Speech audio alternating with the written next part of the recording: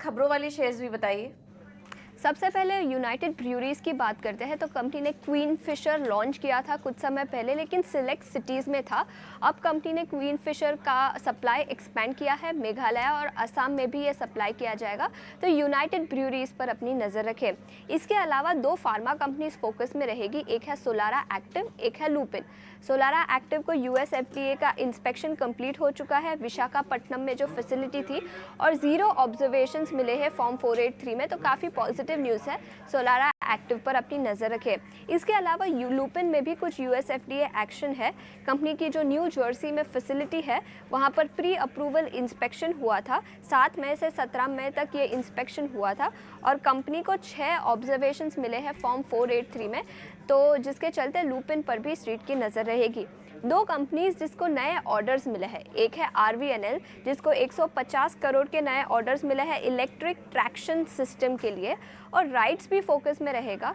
Company को Bangladesh railway से 200 passenger coaches के नए ऑर्डर्स मिले हैं जिसके वैल्यू 915 करोड़ के आसपास है। तो दोनों ही कंपनी राइट्स और आरवीएनएल ऑर्डर विंस के दम पर फोकस में रहेंगे। इसके अलावा एसआईएस पर भी अपनी नज़र रखें। बोर्ड ऑफ डायरेक्टर्स की बैठक है आज, जहां स्टॉक स्प्लिट कंसिडर किया जाएगा, तो एसआईएस में भी एक्शन दिखाई दे सकता है।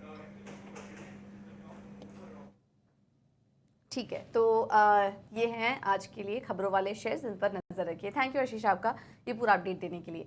अब बढ़ते हैं ब्रोकरेज रिपोर्ट की तरफ, और रिपोर्ट्स बताने के लिए हमारे साथ गौरव जुड़ चुके हैं। गौरव, गुड मॉर्निंग, बताइए। Good morning. तो आज सबसे पहले बात करते हैं ट्रांसफॉर्मर्स एंड रेक्टिफायर्स की, क्योंकि एंटीक ने बाय रेटिंग के साथ इनिशिएट किया है और टारगेट प्राइस आया है 847 रुपीज़ का। तो उनका मानना है कि कहीं पे ट्रांसफॉर्मर स्पेस में काफ़ी अच्छा और काफ़ी बड़ा प्लेयर है ट्रांसफॉर्मर्स एंड रेक्टिफायर्स जो है। आगे जाके जो कैपेसिटी एक्सपांशन है इसकी वजह से हमें एक हाई ग्रोथ फेज कंपनी में देखने को मिल सकता है, और ट्रांसमिशन केपेक्स भी है जो वो काफ़ी स्ट्रॉन्ग रहने वाला है, और इसी के चलते हुए एक बुलिश व्यू उनके तरफ से हमें देखने को मिल रहा है। अगली बात करते हैं फिनिक्स मिल की, क्योंकि वहाँ पे सिटी ने बाय रेटिंग बरकरार रखते हुए टारगेट प्राइस जो है वो बढ़ा के 3885 रुपीज़ का किया है। उनका मानना है कि कहीं पे डिसेंट कंजम्पशन ग्रोथ हमें आगे जाके देखने को मिल सकती है, और इसी के चलते हुए ये जो फिनिक्स मिल्स है वो उनका एक टॉप पिक रहेगा अगर हम इंडिया प्रॉपर्टी सेक्टर की बात करें तो। अगली बात करते हैं डिलीवरी की, क्योंकि सीएलएसए ने भी यहाँ पे जो रेटिंग है वो डाउनग्रेड किया है अंडर परफॉर्म पे, और टारगेट प्राइस जो है वो भी कट करके 488 रुपीज़ पे किया है, जो कि पहले 600 रुपीज़ का था। उनका मानना है कि कहीं पे Q4 में हमें एक वीक परफॉर्मेंस फिर से इस कंपनी की तरफ से हमें देखने को मिला था। आगे जाके जो एक्सप्रेस पार्सल है उसमें हमें कहीं पे रेवेन्यू डिक्लाइन देखने को मिला, जो कि एक नेगेटिव सरप्राइज के रूप में सिटी को देखने को सीएलएसए को देखने को मिला था, और इसीलिए ये जो एक टारगेट प्राइस कट है वो हमें देखने को मिला है। अगली बात करते हैं बंधन बैंक की, क्योंकि यहाँ पे भी सीएलएसए ने टारगेट प्राइस जो है वो कट करके 210 रुपीज़ का किया है।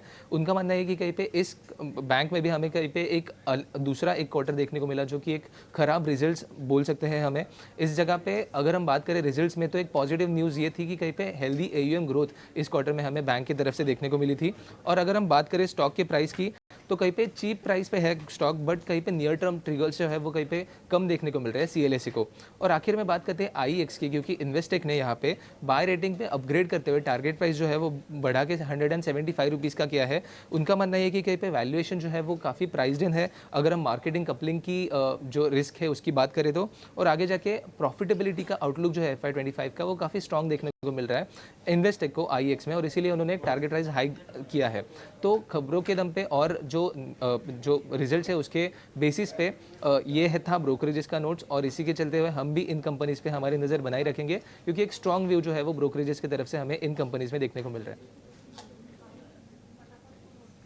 राइट, थैंक यू गौरव आपका ये पूरा अपडेट देने के लिए। तो ज़्यादातर रिपोर्ट्स हम देख रहे हैं कि पॉजिटिव है, नतीजों पर रिपोर्ट्स आई हैं, ज़्यादातर रिपोर्ट्स हम देख रहे हैं कि पॉजिटिव ही नज़र आ रही हैं।